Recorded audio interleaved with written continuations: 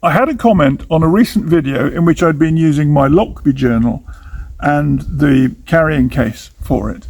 And the question I had in that particular message underneath the video was, Nick, can you show us how you integrate your planning activity with a calendar or with your calendar? And that really made me think, because I make very little use of a calendar other than I can see it on my phone and it will give me the days of the week and the significant days for me when I do my planning, which is normally on a Sunday afternoon or a Sunday early evening. But I don't really use a calendar very much. I don't do lots of long-term detailed planning that might say, we're in October now, what will I be doing in the second week of February, or where will I be on the 27th of April? Just random dates. I don't do it that way. What I tend to do is I will use a Moleskine journal or a little A6 Moleskine pocketbook, or something like this Norderly pocketbook that goes normally in my shirt pocket, and I'll carry this with me because it's thin, it's pliable, it's very easy to take everywhere I want. But I don't use a calendar in the conventional sense of saying, okay, on this day I will do these things. Now, part of that is because I don't work in a corporate job. I don't work where I have commitments to people on certain days of certain weeks. Or, for example, people might say, okay, we'll have a planning meeting on a Monday, or a strategy discussion on a Thursday afternoon at 2:00. So I'm not part of that process. I don't have a diary that I coordinate with anybody else. That isn't part of how I operate. It is very much a pen and a notebook and looking at my diary on my phone sometimes to say, okay, on this day I will fly. On this day I will go to the library. Maybe I have a responsibility to pay rent on certain days of the week, or to collect money from different activities on the end of a month. So, for example, Amazon income and YouTube income is paid after a month has finished. If I'm working on a writing project, and at the moment I'm just having some time away from the city and doing some regular writing, I haven't set myself a goal to say, it's October, it's preparation for writing a book in the month of November. But what I have said in this journal is, can I write 1,000 words every other day? That would give me 15,000 words by the end of October. And I think I'm on track for that sort of activity to happen. But the most important thing I can do is put in my diary, this is a preparation month. You want to have a second book finished in the month of November, albeit in a very rough first draft. So what you need to do is write at home on one day, write in a coffee shop or a public space like a library on alternative days, and work through that process regularly to allow myself to push the words forward. But I will say to myself in the diary, in an affirmation, you need to get 5,000 words done this week, or you need to get 1,000 words done every day as an average over the next 10 days. How will you make that time to allocate blocks of hours to one side in order to make the process work? And if I look at something like my Moleskine, what I have in here, if I go to a particular page, right, I'll give you this as an example. So I've been looking at some YouTube videos and guidance on the creation of novels and the writing of books. So Jerry Jenkins is somebody whose channel I enjoy. So I've made a series of notes there. What I will do with those notes is make a separate note in my Moleskine. I will say on Monday morning in my little pocketbook, I need to be in the coffee shop and I need to be there for 2 hours. That will work for me. I'll lay out the days of the month in my diary, and I'll put all my other commitments, my non-writing commitments or my non-landlord commitments in there, so I know when I'm free to write, when I have the opportunity to allocate words to page or words to keyboard.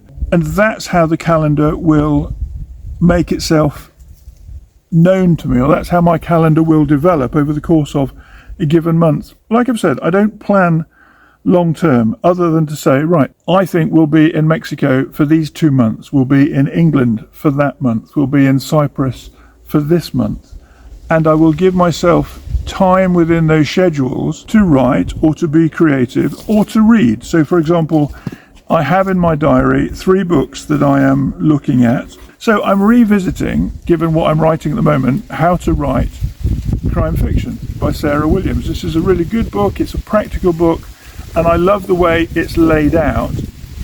But what I've been doing is saying to myself, right, I'll read one chapter again every other day to put me into the space where I'm thinking about the structure and the dynamics of what happens in each chapter. And that has been really helpful. The other book I'm going back to is this one by Gonzalo Celorio, because it's his fictional story of a man on a long day in Mexico City and let the earth tremble at its centers. This one's translated by Dick Gerdes with a foreword by Ruben Gallo. And let the earth tremble at its center. It's a brilliant book for the way that it captures the public buildings, the civic buildings, the streets of certain parts of Mexico City in a long journey that this man has on a very significant day for him. But I'm going through that again, and I'm looking at that book maybe twice a week at the moment, just to give myself a sense of atmosphere or a sense of the streetscapes that I know really well, but I love the way they've been described in this particular book. And then for light relief, for reading, I got this book given to me by my aunt yesterday, Sebastian Fuchs, Snow Country.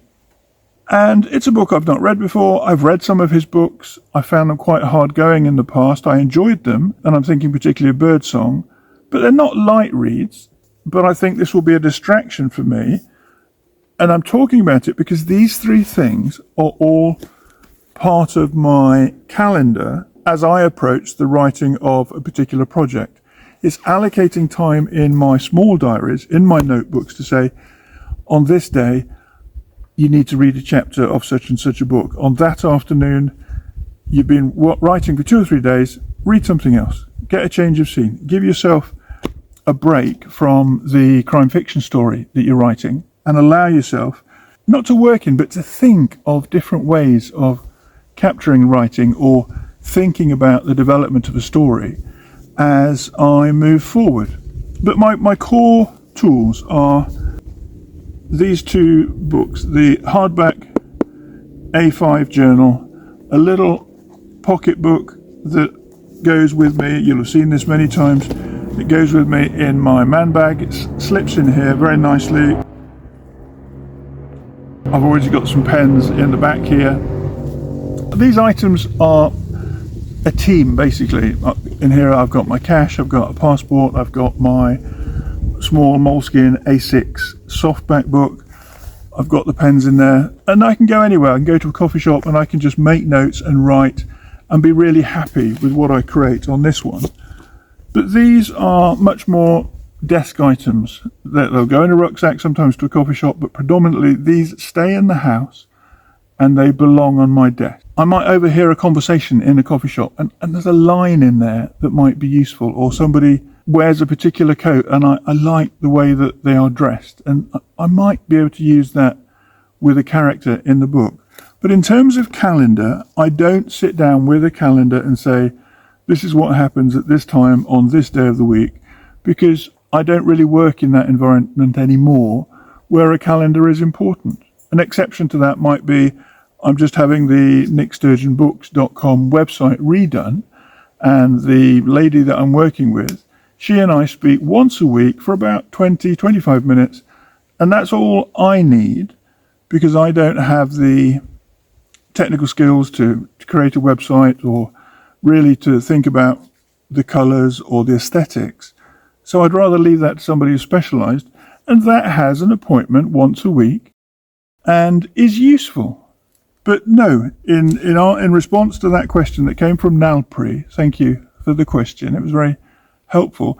It really made me think about what the value is to me of a calendar, and what I noticed and what I've commented on is that my use of a calendar is a very loose process. I am not tracking everything. I want to try and get several hours of useful, productive work done every day.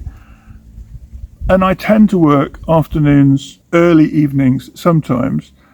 when I'm working at home. When I will guarantee some words need to be written, I will leave the house, I will go to a coffee shop, I'll commit to paying for a drink and some food, because I find that the pressure of having that commitment to being in public and writing in public, whether it's a coffee shop or a library or the lobby of a large hotel, I find that I have to work then really well, and giving myself several hours each time I go out to write, that is my way of committing to being productive.